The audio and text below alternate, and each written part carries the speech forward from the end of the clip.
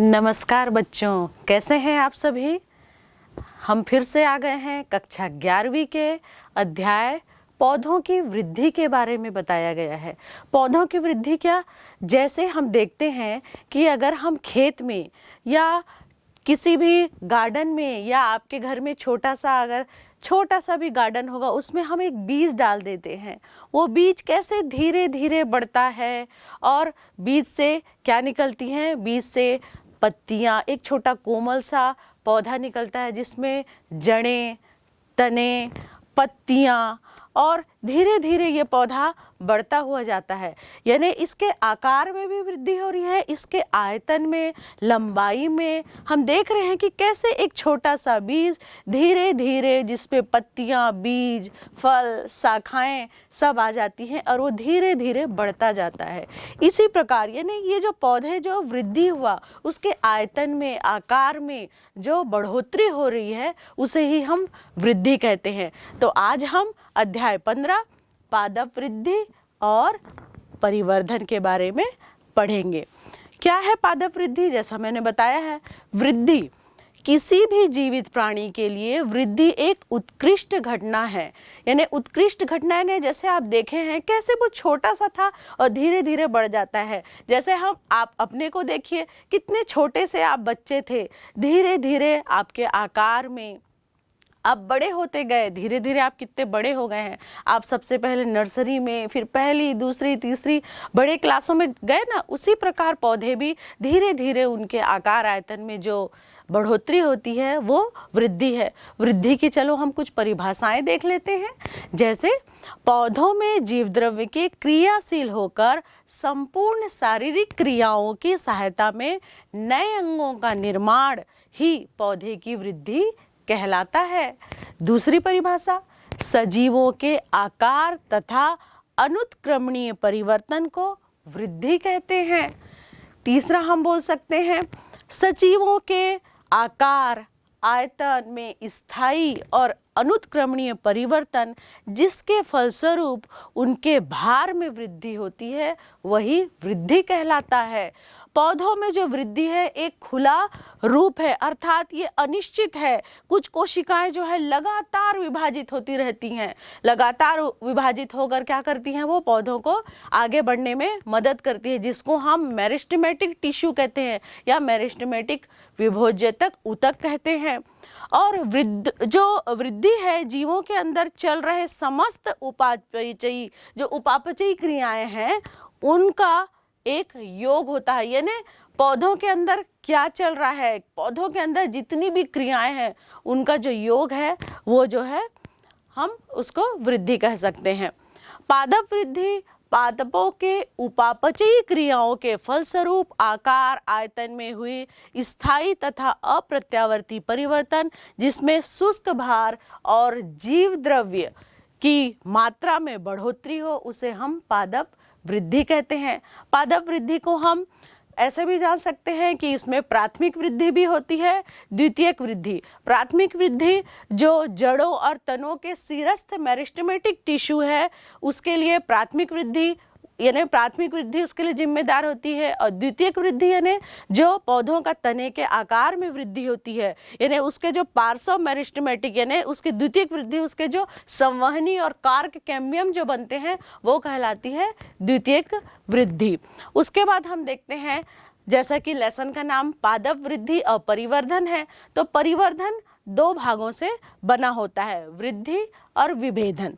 एक वृक्ष जो है एक युग्मक से शुरू होता है, यानी एक छोटे से, समझो एक बीजांड से शुरू हुआ है छोटे से, और वो धीरे धीरे कैसे एक बड़ा वृक्ष का रूप ले लेता है, उसमें फल आते हैं, फिर से बीज आता है, और वो प्रक्रिया लगातार चलती रहती है। पादप जो वृद्धि है प्रायः अपरिमित है, यानी ये जो वृद्धि है लगातार हमेशा चलती रहती है। और वृद्धि हमेशा, मैंने पहले भी बताया, मेरिस्टेमेटिक टिश्यू के कारण हमेशा जो वृद्धि है लगातार चलती रहती है। और कुछ ऐसे टिश्यू है स्थायी ऊतक, यानी जब लगातार वृद्धि, जैसे कि हम पौधे की एक जड़ को हम जैसे देखते हैं, तो पौधा का जो जड़ का सबसे निचला वाला हिस्सा है, उसमें मेरिस्टेमेटिक टिश्यू है, उसमें धीरे धीरे बहुत सारे उसमें लगातार वृद्धि होती जाती है, और जब वह बड़ा होते जाता है तो वहाँ पे वो वृद्धि नहीं करता। ये जो है वृद्धि कर रहा है सबसे नीचे का पॉइंट जो है, और ऊपर जो है जो आकार को बढ़ा रहा है वो है उसका स्थायी ऊतक बनते जाते हैं। उसके बाद टिश्यू को हम 3 भाग में दे सकते हैं, सीरस्थ विभोज्योतक, अंतर्वेशी और पार्श्वी। सीरस्थ यानी जो उसके ऊपर के भाग को बढ़ाने का काम करता है वो है सीरस्थ। दूसरा है अंतर्वेशी यानी जो उसके किनारे का भाग को बढ़ाता है उसको हम अंतर्वेशी कहते हैं। और तीसरा है पार्श्वी यानी लेटरल, उसका पोर्शन को जो उसकी वृद्धि करता है उसको हम लोग बोलते हैं पार्श्वी विभोज्योतक। पादप वृद्धि अधिकांशतः अपरिमित होती है, अर्थात पौधों में जीवन भर असीमित विकास की हमेशा विकास होते रहता है, लगातार विकास की क्षमता पाई जाती है। और ये किसके कारण होता है? मेरिस्टेमेटिक टिश्यू के कारण होता है। इसमें क्या है, लगातार विभाजन की क्षमता पाई जाती है, और जब ये विभाजन की क्षमता समाप्त हो जाती है ना, तो कोशिकाएं जो है शरीर की रचना यानी पौधे का स्थायी रचना बनाना स्टार्ट कर देता है। ये कुछ विशेष स्थान में पाए जाते हैं जिसके आधार पर इनको हम मुख्य भागों में हम विभाजित किए हैं, यानी ये जो टिश्यू है अलग अलग जगह पर कार्य करते हैं। जो कोई आकार में वृद्धि करता है, कोई लंबाई में वृद्धि करता है। तो पहला जैसे हम देखते हैं सीरस्थ विभोज्योतक या एपिकल मेरिस्टम।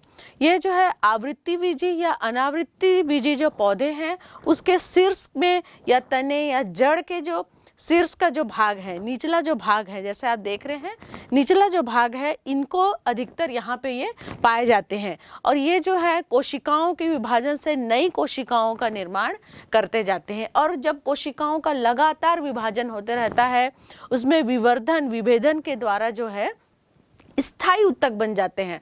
अर्थात धीरे नीचे तो मेरिस्टेमेटिक टिश्यू जो है बार बार विभाजन करके जड़ को आकार में वृद्धि कर रही है, लेकिन जब वह धीरे धीरे वृद्धि करना बंद कर देते हैं तो वहां पर स्थायी ऊतक बनना स्टार्ट हो जाते हैं।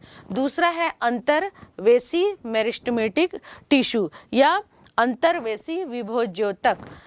घास, गन्ना और बांस ऐसे जो पौधे हैं, इनके जो पर्व जो गठान आप देख रहे हैं, इन गठान में जो नई शाखा जो पत्तियां जो निकली हैं, ये सब इस टिश्यू के कारण होते हैं। इसके विभाजन के कारण इनमें जो है वृद्धि होती है। जितने भी ये जो घास है, गन्ना है, बांस है, इनकी जो पर्व संधि है, इनमें जो विभाजन होता है ना, अंतर्वेशी ऊतक के कारण होता है। तीसरा है पार्श्वी या लेटरल विभोज्योतक। ये जो है इस प्रकार की वृद्धि जो है बहुवर्षीय पौधों में होती है, जिनके कारण संवहन कैम्बियम, कार्क कैम्बियम, इनके विभाजन के द्वारा पौधों की जो मोटाई है, जैसा आप देख रहे हैं पौधों की मोटाई जो है बढ़ती जाती है, और इसी को ही हम द्वितीयक वृद्धि भी कहते हैं। वृद्धि जो है मापने की योग्य है, वृद्धि माप योग्य है। आप अपनी किताब में देख सकते हैं, जैसे कि पहला हम देखें पादप वृद्धि प्रायः अधिकांशतः अपरिमित है, वैसे ही वृद्धि माप योग्य है। सामान्यतः पौधों की वृद्धि को हम रेखीय या लंबाई वृद्धि के द्वारा ही हम इसको नापा जा सकते हैं। इसके लिए हम चाप या आर्क या हम इसको बोलते हैं ऑक्सिनोमीटर के द्वारा हम इसको नाप सकते हैं। तो ऑक्सिनोमीटर जो है या आर्क वृद्धि मापी एक, जैसा आप चित्र में देख रहे हैं, एक यंत्र है जिसके द्वारा पौधे की हम ऊंचाई को हम नाप सकते हैं या उसकी चौड़ाई कितनी है हम देख सकते हैं। पौधे की ऊंचाई को हम ऑक्सिनोमीटर के द्वारा कैसे नापते हैं? ये एक उपकरण है जो कि एक ऊर्ध्व स्टैंड पर एक छोटी सी घिर्री से जुड़ी हुई है, और ये जो घिर्री है सूचक से जुड़ा रहता है और सूचक स्केल पर चलता है। जैसे आप चित्र में देख रहे हैं कि एक स्वस्थ हम एक गमले में एक पौधा लेते हैं, एक स्वस्थ जो पौधा है एक गमले में हम लिए हैं, और उसके ऊपर के भाग को हम जब इस घिर्री में ऊपरी भाग को बांध देते हैं, और ये जो आर्क है उससे जब ये बढ़ते जाता है तो उससे वो वृद्धि को इस चाप प्लेट में ये चलता जाता है, और जिससे कि कितनी वृद्धि हो रही है सूचक से हमको पता चलता है। इस प्रकार जो वृद्धि है माप योग्य है। कोशिका स्तर में वृद्धि मुख्यतः जीव द्रव्य मात्रा में वृद्धि का परिणाम है। जीव द्रव्य की वृद्धि को मापना, सीधे मापना कठिन है, इसलिए कुछ दूसरी मात्राओं में मापा जाता है जो कम या ज़्यादा इसी के अनुपात में होता है। वृद्धि के कुछ मापदंड हैं, जैसे ताप, ताज़ा जो भार है, ताज़ा भार वृद्धि, शुष्क भार, लंबाई, क्षेत्रफल, आयतन, कोशिकाओं की संख्या। इन मापदंड के आधार पर हम वृद्धि को देख सकते हैं। आपको आश्चर्य होगा कि एक मक्के के मूल शिखाग्र के विभोज्योतक के प्रति घंटा 17,500 या अधिक कोशिकाएं पैदा होती हैं, जबकि एक तरबूज की कोशिकाओं के आकार में वृद्धि 3,50,000 गुना तक हो सकती है। वृद्धि की कोशिकाओं की संख्या की वृद्धि के रूप में व्यक्त किया जा सकता है, या हम ये कह सकते हैं कि हमारा पहला उदाहरण वृद्धि की कोशिकाओं की संख्या में वृद्धि के रूप में व्यक्त किया जा सकता है, और दूसरा उदाहरण वृद्धि को कोशिका के आकार में बढ़ोतरी के रूप में किया जाता है। वृद्धि के 3 चरण हैं। वृद्धि के हम इन 3 चरणों को जानते हैं। पहला है विभोज्योतकीय, दूसरा है दीर्घीकरण और तीसरा है परिपक्वता। नाम से जैसा स्पष्ट है विभोज्योतकीय, यानी इसमें क्या है, लगातार। जैसे अगर आप देखे होंगे कि घर पर या मम्मी अगर घर पर चना भिगोती है तो चने पे एक वाइट कलर का, जैसा आप चित्र में देख रहे हैं, एक वाइट कलर का छोटा सा जड़ जैसा आ जाता है, जिसको हम लोग जड़ आ गया ऐसा बोलते हैं, छोटा सा। तो वो जो वाइट कलर का जो जड़ है ना, वहाँ पे है विभोज्योतकीय ऊतक। यानी ये क्या करता है, मूल शिखाग्र तथा प्ररोह शिखाग्र दोनों में लगातार विभाजन होते रहता है, और कोशिकाएं जो हैं जीव द्रव्य से एकदम भरपूर होती हैं। कोशिकाएं जीव द्रव्य से भरपूर होती हैं। कोशिका भित्ति प्राथमिक, पतली, प्रचुर और जीव द्रव्य से फील होने के कारण उसके संयोजन से सेलुलाजिक हो जाती है। दूसरा है दीर्घीकरण, यानी ये जो विभोज्योतक है उसके बाद ही जो पार्ट आ रहा है वो है दीर्घीकरण। नाम से स्पष्ट हो रहा है दीर्घीकरण। कोशिकाओं का बड़ा हुआ राजधानी भवन, कोशिका जो है बड़े हो जाते हैं, यानी जो दीर्घीकरण यानी विभोज्योतक जहाँ पर बहुत ज़्यादा क्या हो रहा था, छोटी छोटी कोशिकाएं बढ़ रही थी, अब उसके बाद आ रहा है दीर्घीकरण, जो नई कोशिका भित्ति आदि बनाना शुरू कर देती है। फिर तीसरे नंबर पे आते हैं हम परिपक्वता। नाम से स्पष्ट है परिपक्वता, यानी जो कोशिकाएं हैं उनका आकार, राजधानी का आकार बड़ा हो जाता है, वो अपने चरम स्थिति पर आ जाती हैं, यानी वो जो कोशिका भित्ति यानी वहाँ पर जो है ऊतक परिपक्वता पर आ जाता है, यानी वह वहाँ पर स्थायी होना शुरू हो जाता है। उसके बाद हम देखते हैं वृद्धि दर। वृद्धि दर के बारे में हम आगे देखेंगे। तो बच्चों, हम आगे कैसे हम पादप वृद्धि को आगे के हमने चैप्टर में जाना है, वैसे ही आगे हम पादप वृद्धि को जानते हैं, जिसमें कि पादप वृद्धि दर। पादप वृद्धि दर क्या है? प्रति इकाई समय में वृद्धि की मात्रा को हम पादप वृद्धि दर कहते हैं। वृद्धि की दर को हम गणितीय ढंग से माप सकते हैं। वृद्धि दर को हम 2 प्रकार से देखते हैं। पहला है अंकगणितीय वृद्धि, दूसरा है ज्यामितीय वृद्धि। अंकगणितीय वृद्धि यानी इस प्रकार की वृद्धि में समसूत्री विभाजन के पश्चात केवल एक पुत्री कोशिका जो है लगातार विभाजन करती है। एक ही पुत्री कोशिका जो है लगातार विभाजन करती है, और जो दूसरी रहती है वो विभेदित या परिपक्व होती रहती है। आप जैसे चित्र में आप देखते जा रहे हैं कि दोनों नहीं विभाजन हो रहा है, दोनों का सिर्फ एक का ही विभाजन होते जाता है, इसलिए इसको हम अंकगणितीय वृद्धि कहते हैं। और ये अधिकतर हम लोग कहाँ देख सकते हैं? जड़ में देख सकते हैं। और जब इस वृद्धि काल को हम ग्राफ बनाते हैं तो ये बिल्कुल सीधा जाता है, जैसा देख रहे हैं आप, रेखीय हमको प्राप्त होता है इसका ग्राफ। किसका? अंकगणितीय वृद्धि का। यानी इसमें जो एक ही पुत्री कोशिका जो है बढ़ती विभाजन होती है और दूसरी जो है परिपक्व होती रहती है। दूसरा है ज्यामितीय वृद्धि। ज्यामितीय वृद्धि को हम ऐसे भी सिग्माइड या एस, पहले भी हम देखे हैं एस, जो वृद्धि का चाप देखे थे उसमें एस प्रकार का एस आकृति ग्राफ बनता है या सिग्माइड बोलते हैं। इसमें क्या होते हैं, दोनों संतति कोशिकाएं समसूत्री विभाजन का अनुसरण करती है, ने दोनों ही लगातार विभाजित होती रहती है, निरंतर विभाजित होती रहती हैं। इसलिए यह जो ग्राफ है यह एस के शेप का है, इसीलिए हम इसको सिग्माइड चक्र भी बोल सकते हैं या सिग्माइड वक्र कह सकते हैं हम इसे। और ये जो है वृद्धि धीरे धीरे से धीमे गति से होता है। और हम अंक गणितीय वृद्धि और ज्यामितीय वृद्धि को जब हम इसका गणितीय रूप में देखते हैं तो इस प्रकार हम इसको गणितीय रूप में लिख सकते हैं। उसके बाद किसी भी जीवित प्रणाली की वृद्धि के बीच मात्रात्मक तुलना दो विधियों के द्वारा किया जा सकता है। पहला है संपूर्ण या परम वृद्धि दर। एक निश्चित समय में किसी अंग या समस्त वृद्धि मानकों जैसे माप, आयतन, भार में होने वाली दर को हम परम वृद्धि दर कहते हैं। दूसरा है सापेक्ष वृद्धि दर। दूसरा क्या है, सापेक्ष वृद्धि दर। एक निश्चित समय में किसी अंग के एक प्रति इकाई वृद्धि माप में होने वाली वृद्धि को सापेक्ष वृद्धि दर। उसके बाद पादप वृद्धि के लिए आवश्यक दशाएं, आप अपने चैप्टर में देखेंगे। उसके बाद टॉपिक है पादप वृद्धि के लिए आवश्यक दशाएं। तो आप जानते हैं कि पौधों के बढ़ने के लिए कौन कौन सी आवश्यक चीजें हैं। जैसे हम जो मनुष्य हैं हमको खाना जरूरी है ना, पानी जरूरी है। उसी प्रकार पौधों को भी बढ़ने के लिए कुछ आवश्यक दशाएं क्या क्या जरूरी है आप सभी जानते हैं, पढ़ चुके हैं। प्रकाश संश्लेषण में क्या क्या जरूरी है, छोटी कक्षाओं से हम पढ़ते आ रहे हैं।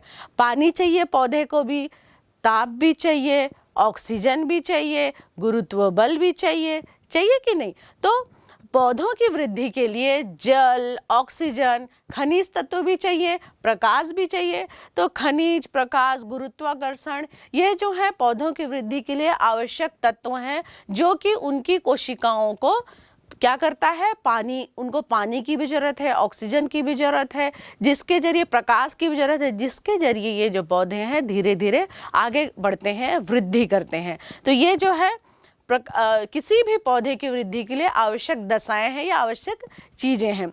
उसके बाद आप अपने टॉपिक में देख रहे होंगे विभेदन, निर्विभेदन और पुनः विभेदन। नाम से स्पष्ट है, हम लोग पहले अध्याय में भी पढ़ चुके हैं।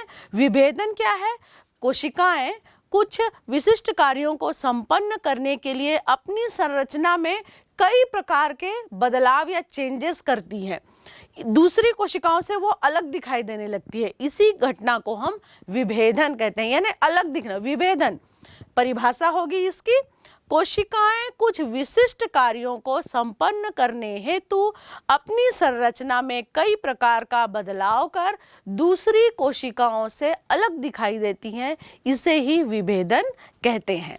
दूसरा है निर्विभेदन। निर्विभेदन यानी जीवित विभेदित कोशिकाएं कुछ विशिष्ट परिस्थितियों में विभाजन की क्षमता पुनः प्राप्त कर लेती हैं, यानी जो कोशिकाएं हैं विभाजन की क्षमता पुनः प्राप्त कर लेती है, इस घटना को हम निर्विभेदन कहते हैं। और तीसरा है पुनः विभेदन।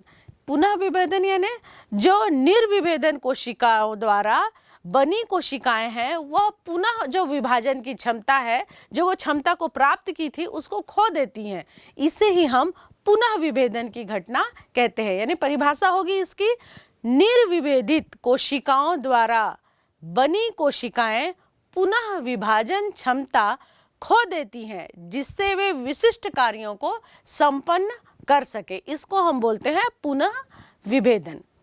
ठीक है, हम लोग जैसे बच्चे देख रहे थे परिवर्धन के बारे में, पादपों की वृद्धि कैसी होती है, तो उसके बाद हम देखते हैं कि परिवर्धन क्या है। परिवर्धन वह शब्द है जिसके अंतर्गत एक जीव के जीवन चक्र में आने वाले वे सभी बदलाव शामिल हैं जो उसके बीजांकुर से जरावस्था के बीच आते हैं। अर्थात परिवर्धन किसको बोलेंगे, जैसे कि हम लोग बड़े होते, छोटे बच्चा रहता है, छोटे बालक से बड़े किशोरावस्था तक कैसे जाते हैं, और बुढ़ापे तक कैसे जाते हैं, ये जो पूरी घटना है ना, ये होती है परिवर्धन। तो ये है परिवर्धन पादपों का भी, कि जीवन चक्र में एक जीव कैसे उसका जीवन चक्र चला है, एक बचपन से पूरे बुढ़ापे तक, इसको हम बोलते हैं परिवर्धन। यानी परिवर्धन की परिभाषा क्या होगी कि परिवर्धन जिसके अंतर्गत एक जीव के जीवन चक्र में आने वाले वे सभी बदलाव शामिल हैं जो बीजांकुर से जरावस्था के बीच आता है। ये पौधों के बारे में है, इसीलिए बीजांकुर कहा जा रहा है। और पादप कोशिका में होने वाले परिवर्धन को हम क्रमिक रूप से इस प्रकार देख सकते हैं कि कैसे एक बीज से कैसे वो पौधा बना, कैसे उसमें वृद्धि हुई और कैसे वो आगे बढ़कर उसके बुढ़ापे में यानी विलगन पत्तियों को गिरा देता है। इस अवस्था तक हम जाते हैं, इसको हम इस रेखा चित्र के द्वारा समझ सकते हैं। उसके बाद एक शब्द आता है प्लास्टिसिटी या हिंदी में सुघट्यता। जब परीक्षा में सुघट्यता आता है तो बहुत सारे बच्चे कंफ्यूज हो जाते हैं। तो प्लास्टिसिटी या सुघट्यता वही चीज है, किसे कहते हैं? पौधे पर्यावरण के प्रभाव के कारण या जीवन के विभिन्न चरणों में भिन्न पथों का अनुकरण करते हैं ताकि भिन्न तरह की संरचनाओं का गठन कर सकें। इस क्षमता को हम जो है ना प्लास्टिसिटी कहते हैं या सुघट्यता।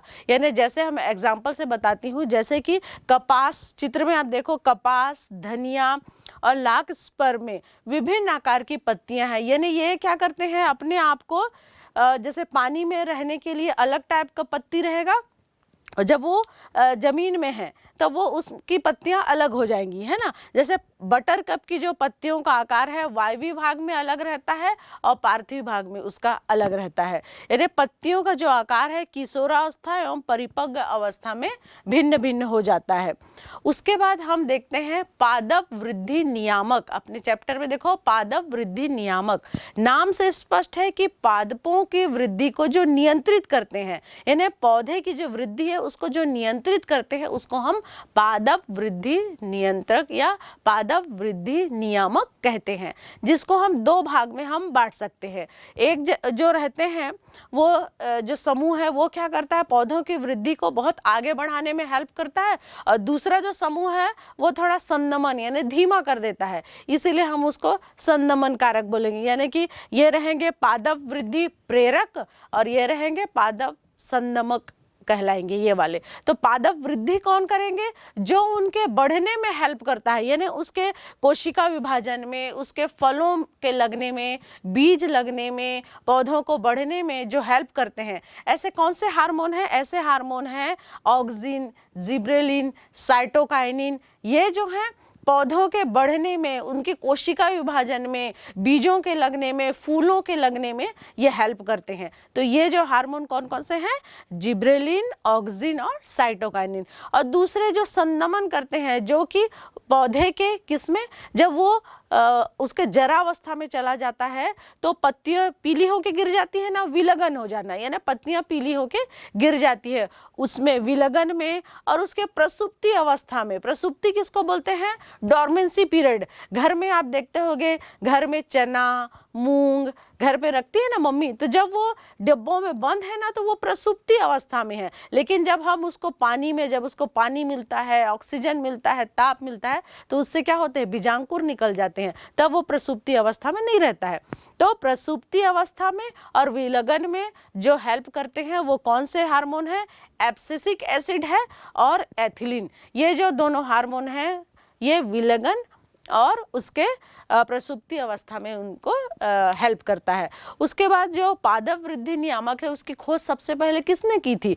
चार्ल्स डार्विन और उनके बेटे फ्रांसिस डार्विन।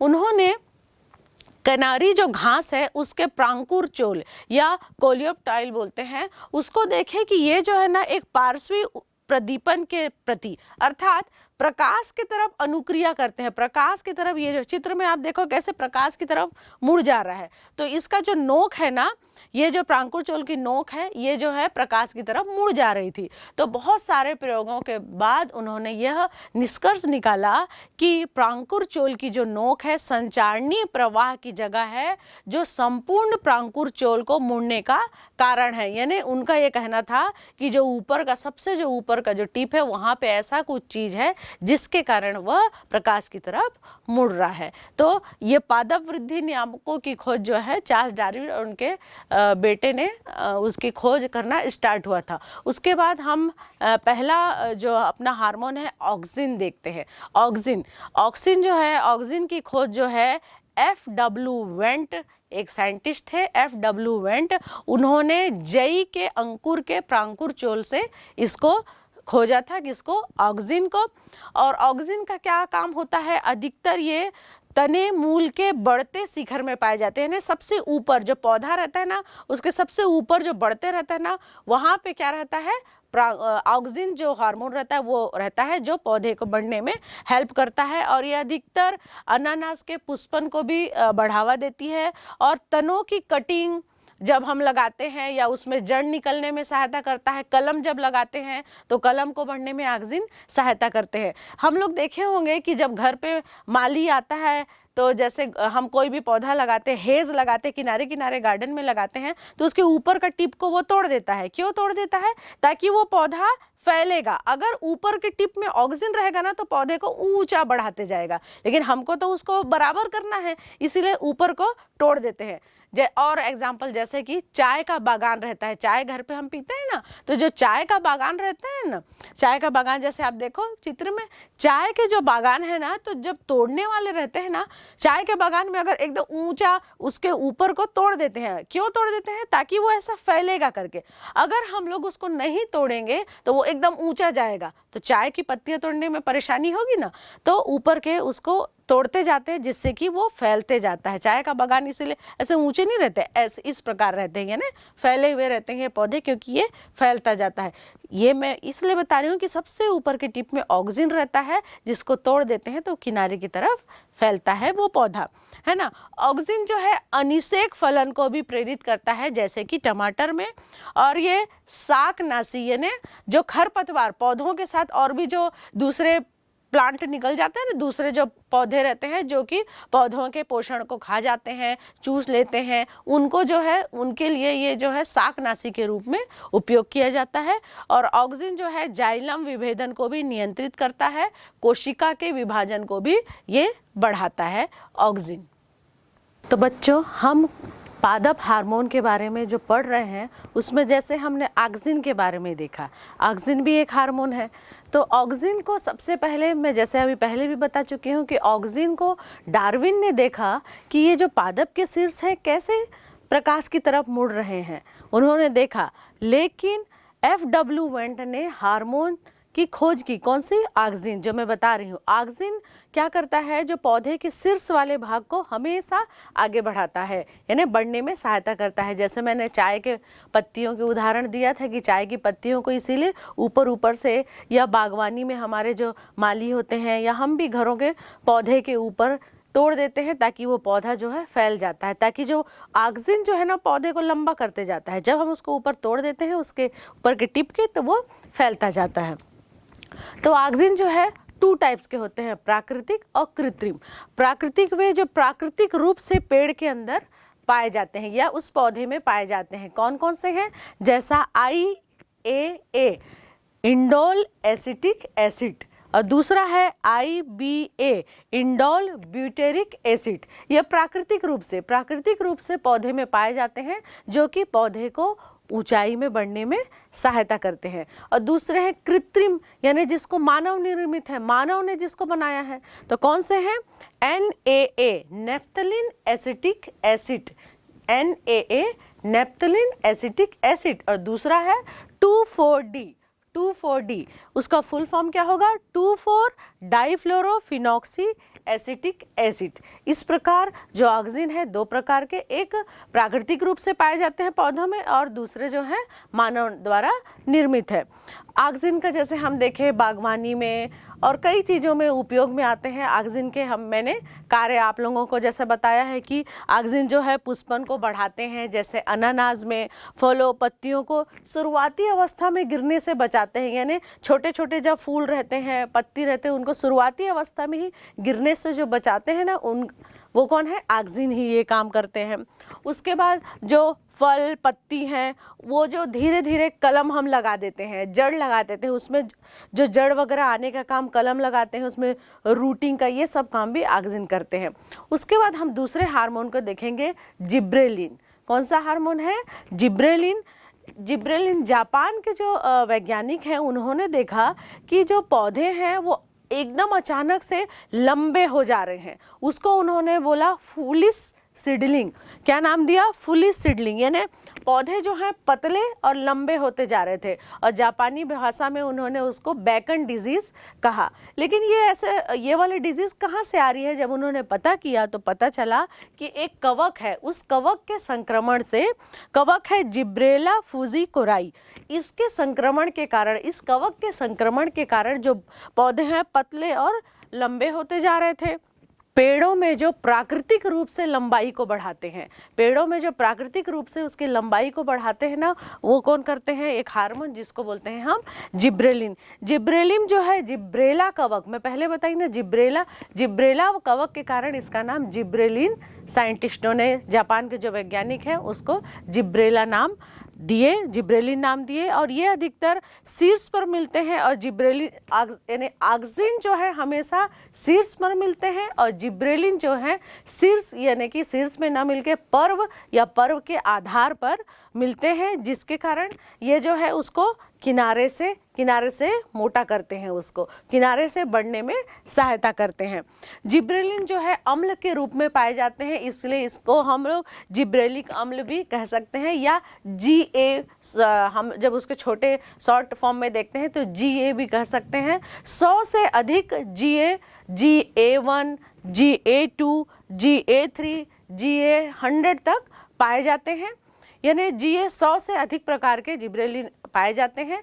लेकिन जैसे हम लोग देखते हैं ना, किसी भी संस्था में किसी भी चीज़ का कोई हेड होता है, किसी भी स्कूल में जैसे अपना प्रधान अध्यापक है, प्रिंसिपल है, हेड है, उसी प्रकार किसी भी जगह के कोई हेड होते हैं, उसी प्रकार जिब्रेलिन में GA3 को हम कह सकते हैं कि GA3 जो है इनका हेड है, यानी हर जो भी जितने भी सघन जो अध्ययन हो रहे हैं वो GA3 में सबसे अधिक हुए हैं, क्योंकि ये सबसे पहले पाया गया था, GA3 को सबसे पहले खोजा गया था।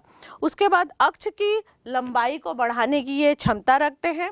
और आजकल आप लोग देखे होंगे तोरई, लौकी, तरबूज कितने बड़े, पहले छोटे रहते थे लेकिन अब इतने बड़े बड़े साइज में देखते होंगे कि बाजार में तोरई कितने बड़े हैं, लौकी, तरबूज, ये सब कितने बड़े बड़े साइज में मिलते हैं। ये किसके कारण है? जिब्रेलिन के कारण। जब जिब्रेलिन का छिड़काव किया जाता है ना, तो इनकी जो लंबाई है, मोटाई है, जो है बढ़ जाती है।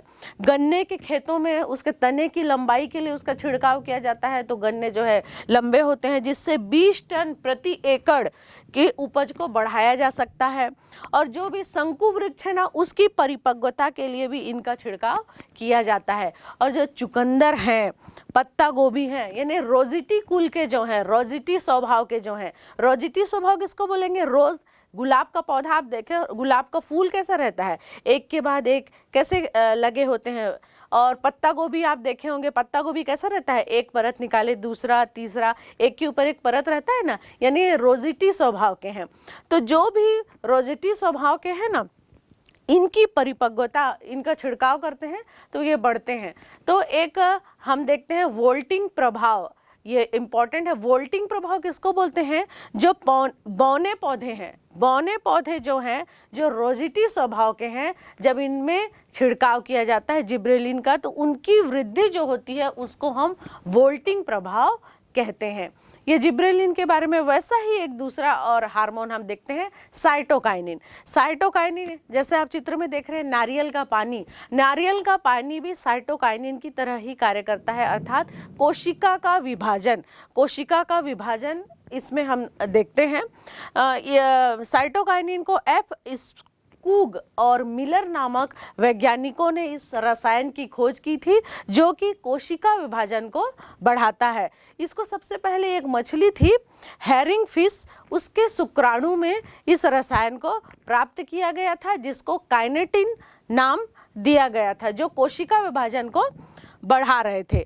उसी प्रकार जैसे कि हम देखें कि मछली में, उसी प्रकार पौधों में भी एक रसायन पाया जाता है जिसको हम जियाटिन कहते हैं। पौधे में पाया जाता है तो उसको हम जियाटिन कहते हैं। तो इस प्रकार रसायनों का एक जो समूह है, इस समूह को हम साइटोकाइनिन कहते हैं। और ये कार्य जो है नारियल का पानी भी करता है, अर्थात इसका क्या कार्य है, कोशिका का विभाजन करना। कक्षस्थ कलिकाओं की वृद्धि को भी साइटोकाइनिन प्रेरित करता है।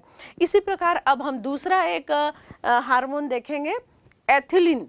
एथिलीन आप बिल्कुल जानते होंगे क्योंकि ओनली वन हार्मोन है जो कि गैसीय अवस्था में पाया जाता है। एथिलीन जो है गैसीय अवस्था में पाया जाता है। और एथिलीन को आप देखे होंगे फलों को पकाने के लिए, जैसे आप चित्र में देख रहे हैं केले कैसे कच्चे रहते हैं लेकिन जल्दी उनको पका लिया जाता है। आम को पका लिया जाता है। ने फलों को पकाने के लिए एथिलीन का प्रयोग किया जाता है। और ये जो एथिलीन है विलगन को और जरावस्था को बढ़ाता है। विलगन यानी हम देखे थे पत्तियों का झड़ जाना, जरावस्था यानी जल्दी उसमें पीले हो जाते हैं, बुढ़ापा आ जाता है। तो ये जो है एथिलीन का ये काम रहता है कि वो विलगन को, जरावस्था को बढ़ाते हैं। अर्थात ये बिल्कुल किसके विपरीत काम करता है, जिब्रेलिन की। जिब्रेलिन अगर बीजों के अंकुरण को बढ़ाता था तो ये क्या करता है, बीजों के अंकुरण को ये कम करता है, ने बंद ही कर देता है। कौन ऐसा करता है, एथिलीन। एथिलीन जो है फलों को पकाने में सहायता करते हैं और श्वसन वृद्धि की गति की इस बढ़त को हम क्लाइमेटिक श्वसन कहते हैं। यानी फल जब पकते हैं, फल जब पकने के लिए वो ज़्यादा अपना ताकत लगाता है, वृद्धि करता है, तो जो श्वसन की वृद्धि होती है, इस जो बढ़ता है, इसको हम क्लाइमेटिक श्वसन कहते हैं। उसी प्रकार है हम देखते हैं एब्सिसिक एसिड। एब्सिसिक एसिड भी एक दूसरा हार्मोन है और ये क्या करता है, समय से पहले ही पौधों के फूल पत्तों को गिराने का कार्य करता है। और ये इसको हम वृद्धि संदमन हार्मोन भी कह सकते हैं। यानी ये क्या करता है, पौधों के वृद्धि को, सभी चीज़ों को संदबित यानी कि धीरे कर देता है। कौन, ये वृद्धि संदमन हार्मोन कहलाता है और एब्सिसिक एसिड। और इसको ना 3 वैज्ञानिकों ने अलग अलग ढूंढा कि मैंने एक हार्मोन ढूंढा है जो कि कोई भी पौधे की गति को कम कर देता है। इस प्रकार 3 अलग अलग वैज्ञानिकों ने ढूंढा। लास्ट में जब रिजल्ट निकला तो हमको पता चला कि ये एब्सिसिक एसिड ही है जो कि बीजों के अंकुरण, पौधे की वृद्धि को कम कर रहा है। तो लास्ट में वैज्ञानिकों ने रिजल्ट निकाला कि ये एक ऐसा हार्मोन है जो कि पौधों की वृद्धि को रोकता है। इसको एब्सिसिक अम्ल कहा गया और बीजों के अंकुरण और रंध्रों को ये बंद कर देता है। तो रंध्रों को जब कभी कभी क्या होता है, इसको हम तनाव हार्मोन भी कह सकते हैं। यानी जो एब्सिसिक एसिड है इसको हम तनाव हार्मोन भी कहते हैं, इसलिए कि बहुत खराब वातावरण है, जैसे बाहर वातावरण खराब है तो पौधे अपने आप को बचाने के लिए क्या करते हैं, अपने रंध्रों को बंद कर लेते हैं। यानी तनाव के समय में थोड़ी सहायता भी करता है, इसलिए हम इसको तनाव हार्मोन भी कहते हैं, एब्सिसिक एसिड को। आगे हम देखते हैं बच्चों, हार्मोन्स को तो हमने देख लिया कि किस प्रकार अलग अलग प्रकार के हार्मोन होते हैं जो कि पौधों के बढ़ने में, लंबाई में, उसकी चौड़ाई में, बीजों के अंकुरण में, जड़ों के निकलने में, उसके पर्व संधि, पर्व जो संधि है, पर्व के आधार है, उनके मोटे होने में, उनकी लंबाई बढ़ने में हेल्प करते हैं अलग अलग प्रकार के हार्मोन। फूलों के लगने में, पत्तियों के विलगन में, उनकी जरावस्था में। उसी प्रकार पौधों के लिए जरूरी हमने देखा था कि ताप भी है और हमको उसके अनुसार ताप भी चाहिए और प्रकाश की भी व्यवस्था होनी चाहिए। यानी उचित प्रकाश और उचित ताप की भी जरूरत पौधों को पड़ती है। तो हम एक आपके बुक में देख रहे होंगे दीप्तकालिता, नाम से स्पष्ट है दीप्तकालिता, यानी किसी भी पौधे के बढ़ने के लिए, बीजों के अंकुरण के लिए, यानी उनके जीवन के लिए हमेशा प्रकाश की आवश्यकता पड़ती है। तो कितने प्रकाश की आवश्यकता पड़ती है, दीप्तकालिता यानी किस पौधे को कितने प्रकाश की आवश्यकता है। उस अवधि को हम कई रूपों में या 3 प्रकार में हम देख सकते हैं दीप्तकालिता को, यानी प्रकाश की अवधि जो उसके पुष्पन के लिए जरूरी है उसको हम दीप्तकालिता बोलते हैं।